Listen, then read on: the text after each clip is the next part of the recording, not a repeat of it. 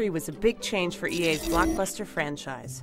It hacked away a lot of the series' restrictions, making for a more open, natural experience most would agree resulted in a more enjoyable game. So how to move beyond the launch of a product lauded by critics and snatched up by millions of fans? Well, this is The Sims, so the answer is expansion packs, of course. World Adventures marks the first in what's sure to be a long line of expansions for The Sims 3. In addition to delivering plenty of new items and designs, World Adventures opens up the game even further, letting players visit new spots in China, Egypt, and France. With these new locations come a range of new activities. You'll also be able to chat with the native Sims, who will direct you to new content and even give you quests. In order to complete these quests, you'll need to dive headfirst into the most interesting aspect of World Adventures, tomb exploration, where you'll brave traps, battle mummies, and solve puzzles to win treasure. Things start off simply, with basic challenges involving triggers and doors. You can pick through piles of debris to uncover staircases and switches.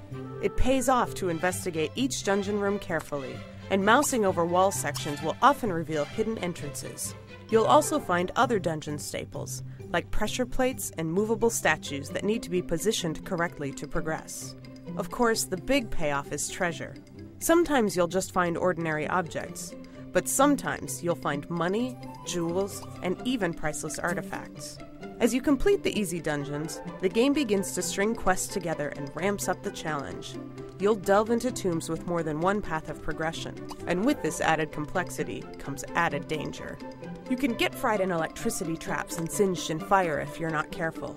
There will usually be a mechanism to disarm threats, but if you like a real challenge, you can opt to hop over traps and charge through to get to the end. This isn't always the best move, but sometimes it works. Mummies might also attack you while you're exploring, and if you're unprepared, it's possible to get cursed. The good news, though, is that by heading to China and getting some martial arts practice in, you might just be able to fend off an attack from the undead, instead of falling victim to their dusty strikes. There's a lot new going on in World Adventures, from exploring new terrain, capturing the sights with your camera, and sipping on some homemade wine, to getting down and dirty in tombs across the world. It's interesting to see what EA's doing here, adding to the traditional virtual dollhouse appeal of The Sims while expanding the amount of structured content it offers.